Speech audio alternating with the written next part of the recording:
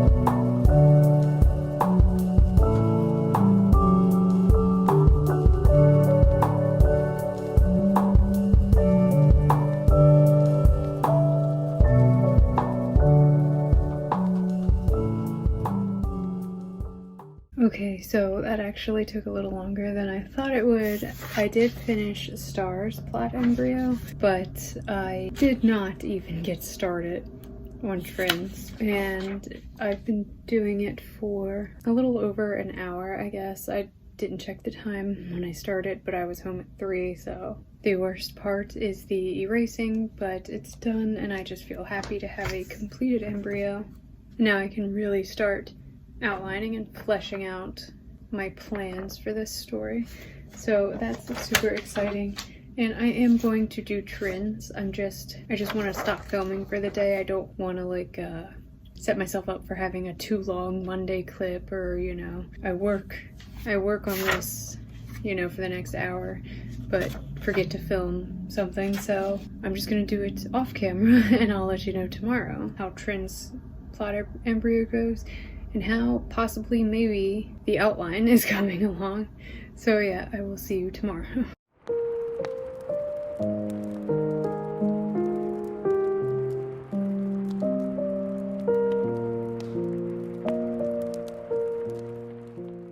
So it is Tuesday, March 1st. It's like 4:07, so a little later than yesterday, and I haven't really done anything that I said I was going to do because I didn't finish Trin's plot embryo yesterday. So I did the majority of it this morning before I left for work, and then when I got home I had to erase all the pencil marks, so that was fun. But now I'm done. Her embryo is finished, and now I can start outlining for possibly maybe. And the only things I really have to determine are if I want to outline in a Google Drive so that I always have access to it, or if I want to do it on paper like I usually do, and also if I want to use the Save the Cat beats for my inspiration, or if I want to use the Katytastic 27 chapter method, which I've never really used before, but I really enjoy. I like that it breaks it down so much. Like it really gets into the nitty-gritty, I think, with the way it breaks things down. So I'm leaning towards that one, and I feel like I really should not put it in Google Drive because I feel like that was a big reason I had such bad burnout recently, is because I would get, any free time I got at work, when the phone wasn't ringing and when I wasn't, doing the stuff that I had to do, even if it was just, a 2-minute window or a 10-minute window, I was in Google Drive writing basically. And on the one hand, I thought it was super great because I was producing like so many words in a day, because little 5-minute windows here and there might not seem like a lot, but it does add up. And so at the end of the day, I would have reached my normal word count goal when I'm writing, which is 1,000 words a day, and I would have reached it easily, and then I could get home and do everything else that I had to take care of. But I just think that became too much writing at work when, I'm actually working too, so it was like I was doing 2 jobs at the same exact time, and I think that's why I kind of crashed and burned the way that I did. So I don't think it's a good idea to put my outline in Google Drive, because I feel like I will keep going back to it, I will keep working on it, and if I get some free time, I'll be like, oh, what's the harm in writing this one scene? So I'm gonna go back to how I used to do things, which was writing at home, writing on my lunch break. So I think I've just talked myself into outlining on paper, so that's what I'm gonna do. I'm gonna be putting together a story binder. I don't have a reliable printer, and I want to print things out to put in it, aesthetic related things, character related things. So I haven't yet put my story binder together. It's just gonna house both stories that I'm currently working on. So I'm probably just gonna do my outline on plain notebook paper, which is very strange to me. Normally I'm a Moleskine or Leuchtturm kind of girl, but and I'm going to just make it a thing that everything goes in the binder. For now, I'm using this kind of document wallet holder thingy. I have my things from the Story Magic Academy in here, but then towards the end, I have my things for Trin and Star, and the map I started working on for my fantasy story, which doesn't look like much now. But yeah, so I think I'm just gonna pull out some notebook paper because God knows I at least have one brand new pack of notebook paper that I've held onto for years and years because I'm a pack rat and I hate it. But it is a good thing today because I know I have some notebook paper.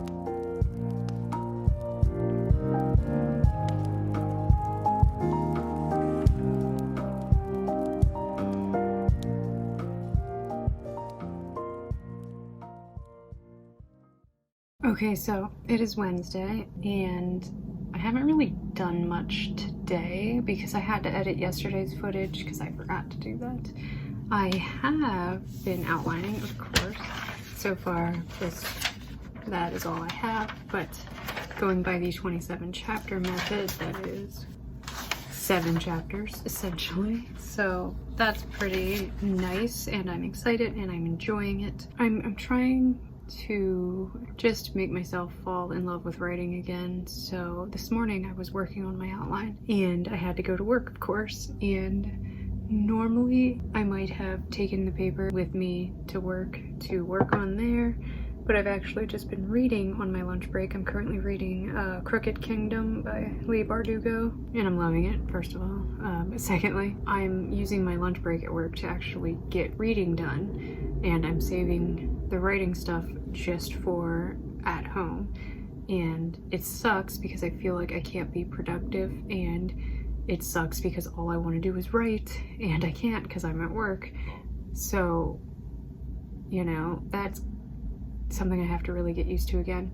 But I feel like it's also helping me because I spend all that time at work thinking about how much I want to write, so I'm getting excited about it. And then when I get home, I'm a little more motivated than normal to sit down and write or outline, even if it's just, you know, a little 15-minute session, if that's all I can manage mentally. So in my mind, I've just been trying to be easier on myself and have a more gentle approach to things. I'm not really going to film much because I have to get up and cook dinner soon, so this is just going to be it for Wednesday's clip. It is Wednesday, my dudes, and it has been a long 3 days, but I did take off on Monday because I have plans on Sunday evening, and I get up at 3 normally, but on Sunday I know I probably won't be home until like midnight, so I'm not going to work on Monday. So it's nice that I have a nice little 3-day weekend, and if everything goes according to plan, I'll kind of be reorganizing my section of the office, because if you don't know, me and my boyfriend have to share an office because we only have 2 bedrooms. But if all goes according to plan, on Monday I'll have the time and hopefully the energy to shift things around and try to make this a more conducive writing spot for me. And yeah, so that's it for my Wednesday clip. Okay, so it is Thursday, March 3rd, and doing this film every day just so I can have weekly footage. I think it's actually helping me because it's like I'm kind of learning that I don't have to have all of these grand accomplishments or anything when I film. Like, I can just come on and film and give you a quick update. So that's pretty much what I'm gonna do this time. I'm waiting on something to arrive from Amazon today. I got like a new rolling cart with like 12 different drawers in it, because you can't really tell, but this thing back here that all this shit is sitting on, it came with an old desk a long time ago, and it has these drawers, but they're made out of fabric and they're falling apart and it's driving me bananas. This new one, they're all like plastic and there's more of them, so I'm hoping that a lot of that shit on top can be like put in the drawers and I can have like a clearer space on top. I'm waiting for that to arrive. I thought it would be here so I could kind of start putting it together, but it's not here yet. And in writing related news, I have all of Act 1 plotted out basically using Katytastic's 27 chapter method. Why am I updating you on this? I'm sure you are watching the whole vlog. I'm a little concerned because going by that method, I have 9 chapters outlined, and the first 7 chapters take place like on the same night, because these chapters are broken down into, like, in the first block, introductions, inciting incident, fallout, and all of these things are fairly quick things that happen in my story. Oh, actually, now that I'm thinking about it, the first 2 chapters are different days leading up to that one night that Star meets Rossi, I feel a little better. Oh my god, I just rambled for no reason. So yeah, I have finished all 9 chapters in Act 1, and a part of me really wants to start writing now, but I think I'm actually just going to go through and I will feel a lot more confident when I have Act 2 and Act 3 outlined, because they can always be changed in the future. So that is what I'm going to work on right now, while I also wait for my Amazon delivery. And so the door just buzzed. I bet that's my Amazon package. So yeah, I'm gonna go see and maybe show that off to y'all. And then before I crack it open, I will at least do the first chapter in Act 2. I will at least outline that one. I just want you to see Khaleesi being a freaking baby. And this box is a lot smaller than I thought it would be, which means it's probably going to be a lot harder to put it together, so that's cool. That's awesome. I'm notoriously bad for putting things together. What you smelling, baby?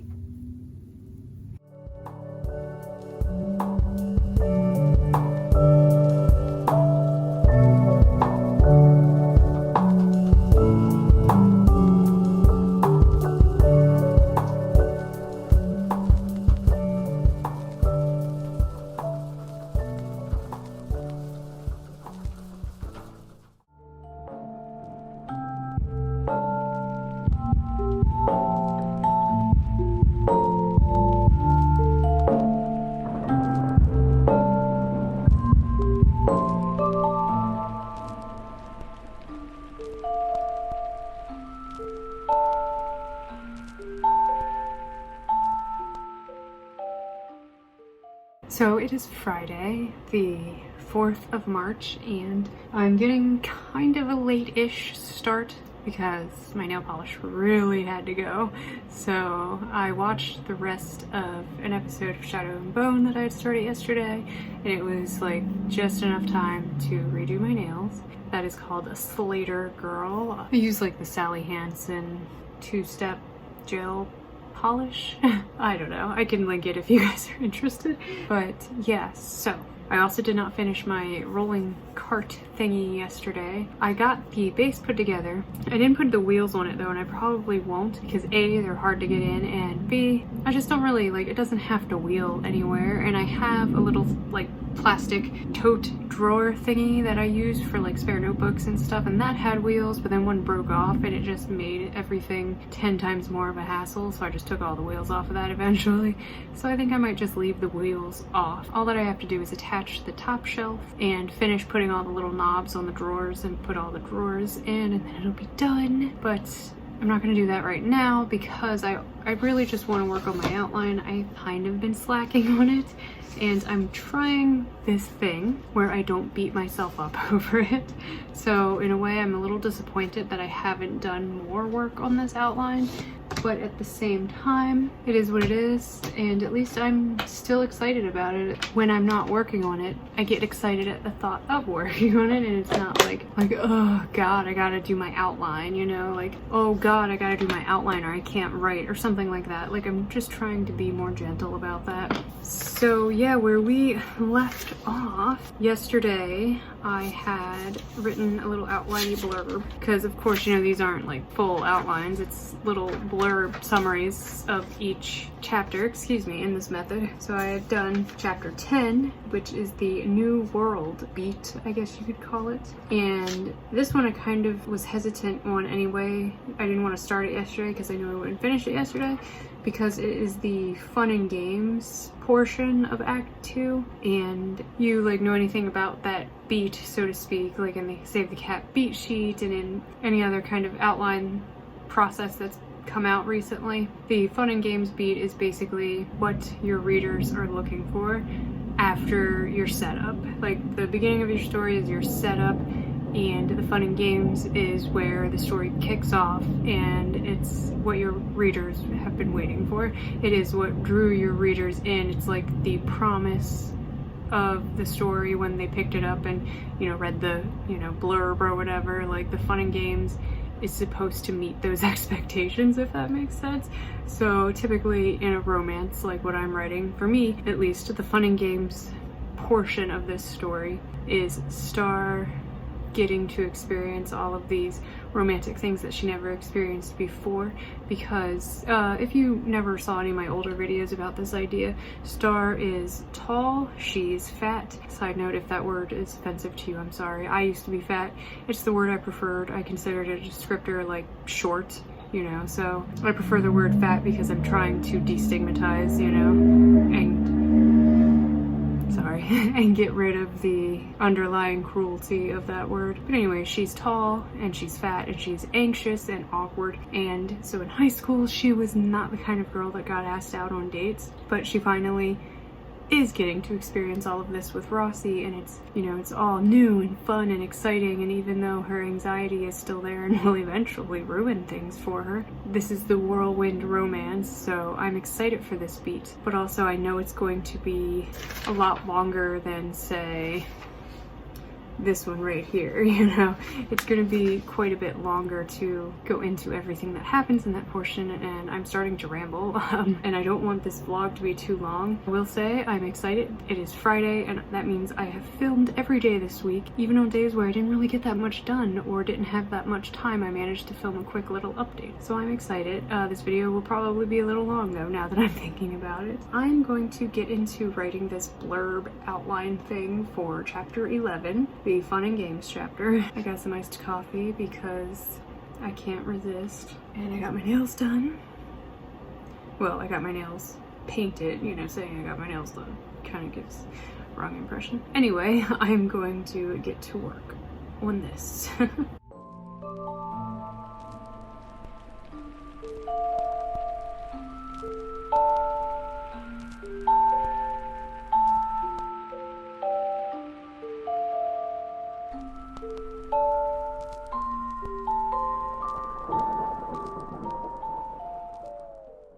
Okay, so I did not get as much done as I wanted to, but I was wrong about the fun and games, because with this method there's just a lot more beats, there's a lot more chapters, so it kind of spreads out the fun and games almost. So it actually ended up being that long. But so I did that one. I did 4 more chapters, so I went from the fun and games to the old juxtaposition, the build up, the midpoint. And I don't know if you can tell, for the reversal I did have a little blurb there, but it doesn't work. I got ahead of myself and I was like plotting the freaking darkest moment, Dark Night of the Soul, essentially, and I was still only at the midpoint basically, so I kind of just was a little bit ahead of myself, and I'm gonna have to like brainstorm for this chapter and the next couple of ones, but I also have to stop for now because I've been cooking dinner and it's almost done. So I think this is actually going to be it for my vlog, because I don't see myself doing much more writing today. Like, if anything, after dinner I'm probably just going to finish putting together my new drawer thing, whatever I'm calling it. So I am going to end this vlog here. This was a weekly writing vlog, and I appreciate you all coming on the journey with me. I feel like I accomplished a decent amount. You know, I canonized plot embryos for 2 different stories, and I have almost the first 2 acts outlined, essentially, of one of those stories. So I think this was a productive vlog. And I have a busy weekend this weekend, so I don't really see myself doing much more writing. And even if I was going to, I'm not going to film it, because then this vlog would be unbearably long. If you made it this far, thank you so much for watching. I'm gonna try and get this up as soon as possible. Again, thank you so much for watching. You can like, comment, and subscribe down below if you want, and if you don't, that's fine. You know, it is what it is. Let me know how you're doing and how your writing is going, and I will see you all in my next video. Don't know what it'll be or when I'll have it up, but I will see you then.